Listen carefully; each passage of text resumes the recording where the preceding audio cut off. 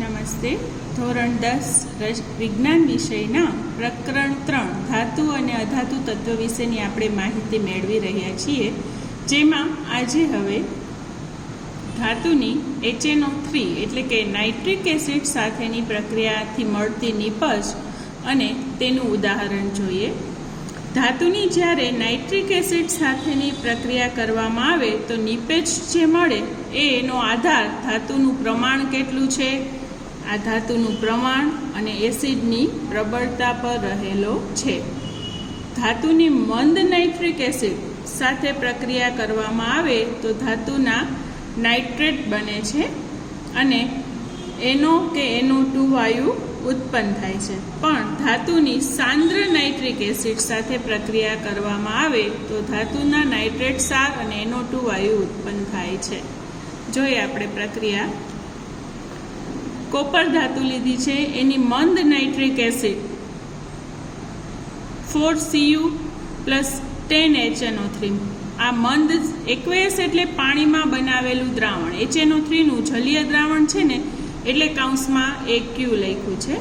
તો copper nitrate એટલે કે ધાતુના નાઇટ્રેટ બને છે અને N2O વાયુ ઉત્પન્ન થાય અને પાણી છૂટું પડે.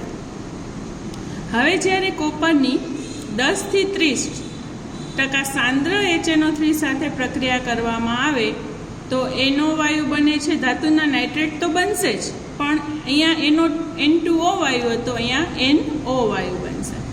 એવી જ રીતે જ્યારે ખૂબ જ સાંદ્ર નાઇટ્રિક એસિડ સાથે પ્રક્રિયા કરવામાં આવે છે ત્યારે કોપર નાઇટ્રેટ પ્લસ 2 મોલ NO2નું પ્રમાણ વધી જાય છે.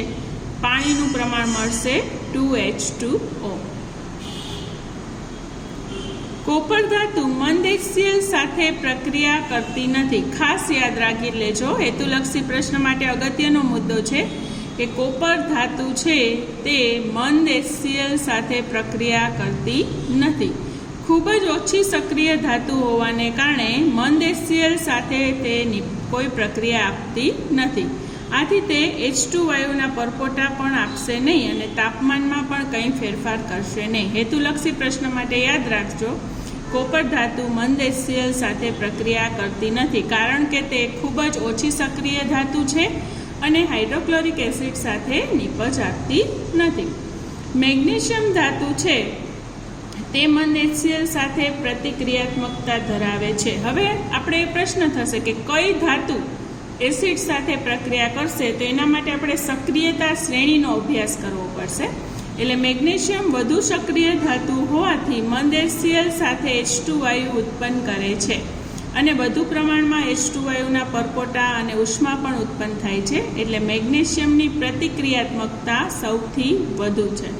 હમણાં જ આપણે સક્રિય ધાતુ છે એની પ્રતિક્રિયાત્મકતા જોશું.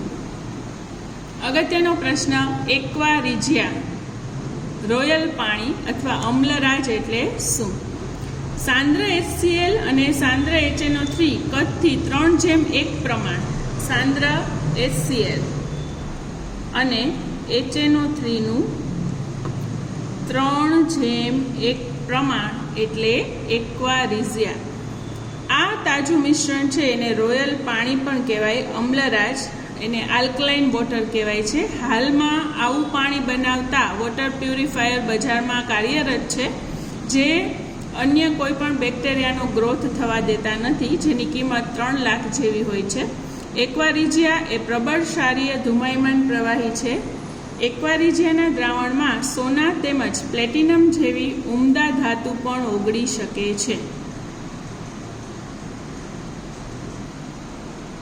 વિસ્થાપન પ્રક્રિયા એટલે શું એનો આપણે અભ્યાસ કરીએ. એક ધાતુ પર બીજી ધાતુનું પડ પણ કઈ રીતે ચડે છે તે પણ આપણે જોશું. જે પ્રક્રિયામાં વધુ સક્રિય ધાતુ તેનાથી ઓછી સક્રિય ધાતુને તેના સંયોજન કે દ્રાવણમાંથી પીગાડેલ કે વિસ્થાપિત સ્વરૂપે મુક્ત કરે છે તો તેવી પ્રક્રિયાને વિસ્થાપન કહેવાય. Fe અને કોપર એટલે કે લોખંડ અને કોપર પૈકી Fe છે એની પ્રતિક્રિયાત્મકતા વધુ છે, તેથી તે અને કોપર કરતાં Fe વધુ સક્રિય છે. એટલે વધુ સક્રિય ધાતુ પર ઓછી સક્રિય ધાતુનું પડ ચડતું હોય છે.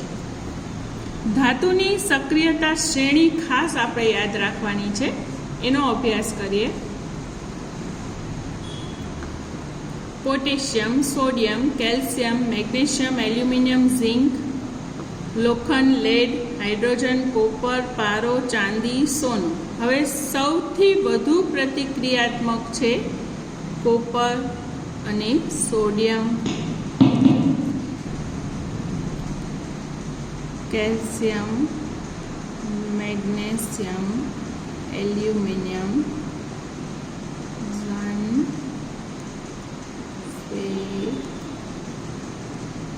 અબહજ.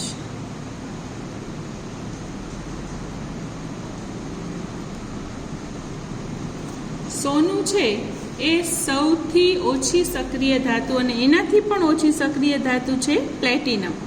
હવે સોનું છે એ પાણી સાથે પ્રક્રિયા કરતું નથી, એટલે વ્યવહારમાં આપણે સોનાના ઘરેણાં છે એના ઉપર કાટ લાગતો નથી. પણ ચાંદી છે એ સોના કરતાં વધુ સક્રિય છે, એટલે ચાંદી કાળું પડી જતું હોય છે. એટલે આ છે ધાતુની સક્રિયતા શ્રેણી. ઓછી સક્રિય ધાતુ પર વધુ સક્રિય ધાતુનું પળ ચડે છે.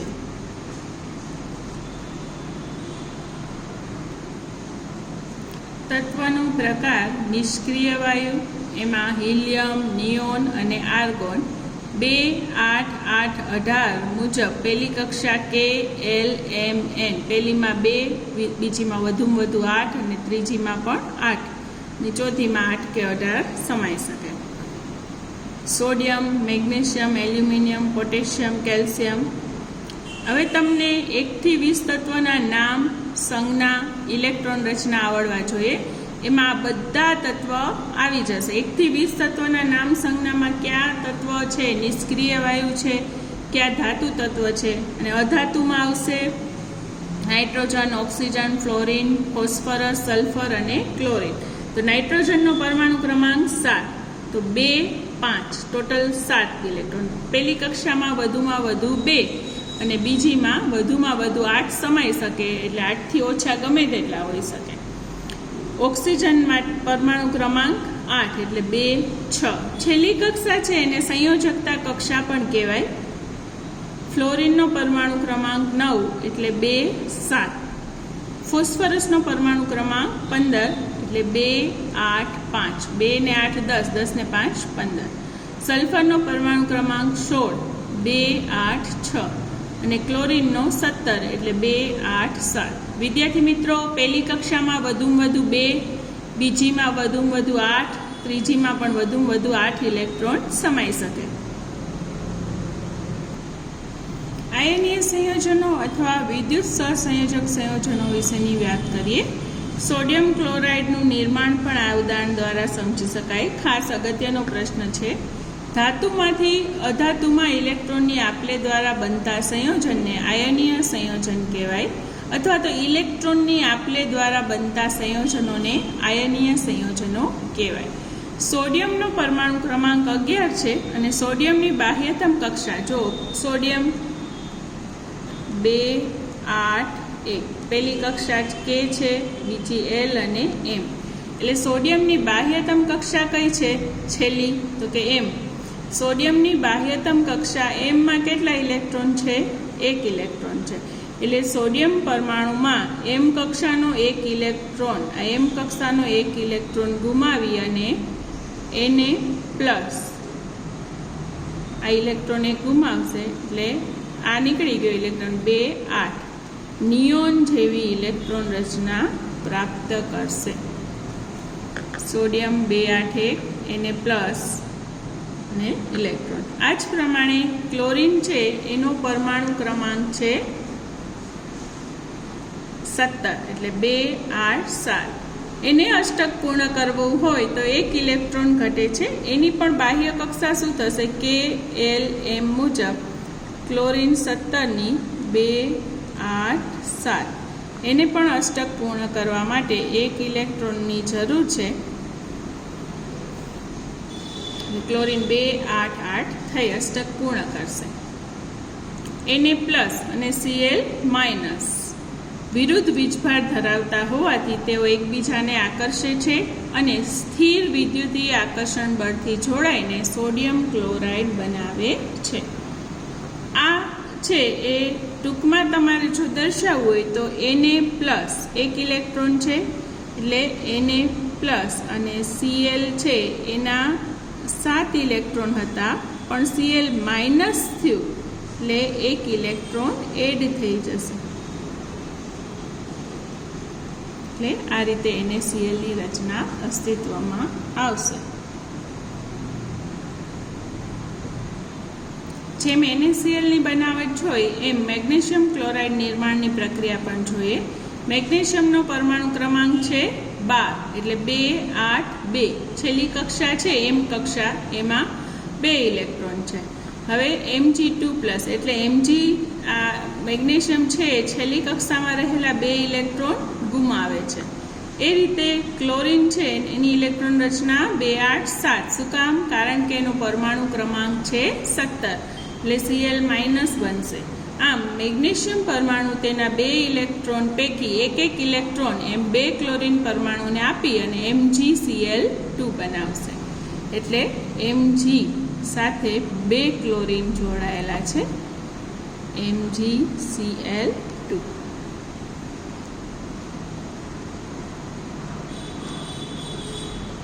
આયનીય સંયોજનોના સામાન્ય ગુણધર્મ. ભૌતિક સ્વભાવ. આયનીય સંયોજનો થોડા સખત અને ઘન સ્વરૂપે, બરડ હોય છે, દબાણ આપતા તૂટીને ટુકડા થઈ જાય છે. તમે NaCl એટલે કે મીઠાના ગાંગડાની કલ્પના કરો, એમાં પણ તમને આ ગુણધર્મ. ગલનબિંદુ અને ઉત્કલન બિંદુની વાત કરીએ તો આયનીય સંયોજનોના પ્રબળ આંતરાણ્વીય આકર્ષણ બળને તોડવા માટે ખૂબ વધુ પ્રમાણમાં ઊર્જાની જરૂર પડે છે. આથી આયનીય સંયોજનોના ગલનબિંદુ અને ઉત્કલન બિંદુ ઘણા ઊંચા હોય છે. આ કોષ્ટક તમારી માહિતી માટે છે, યાદ રાખવાના નથી આ મૂલ્ય, પણ ગલનબિંદુ અને ઉત્કલન બિંદુ ખૂબ ઊંચા હોય છે એ વાક્ય યાદ રાખશું. બીજો ગુણધર્મ છે દ્રાવ્યતા. આયનીય સંયોજનો સામાન્ય રીતે પાણીમાં દ્રાવ્ય હોય છે. NaCl ની જ કલ્પના કરીએ, મીઠું છે આપણે પાણીમાં ઓગળે જ છે ને, પણ પેટ્રોલ અને કેરોસીન જેવા કાર્બનિક દ્રાવકોમાં અદ્રાવ્ય હોય છે. વિદ્યુતનું વહન. દ્રાવણમાં વિદ્યુતનું વહન તેમાં રહેલ મુક્ત કણો અને વીજભારિત કણોની ગતિશીલતાને કારણે હોય છે.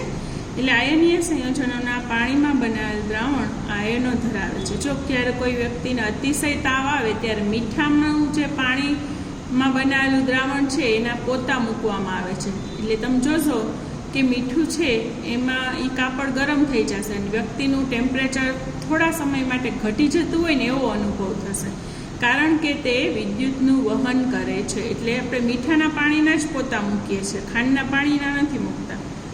અને પીગાળેલ અવસ્થામાં આયનોનું સ્થાનાંતર શક્ય હોવાથી એકલું મીઠું નથી લગાડી દેતા, પણ મીઠાનું પીગાળેલું દ્રાવણ, પાણીમાં બનાવેલું દ્રાવણ છે એ વિદ્યુતનું વહન કરે છે.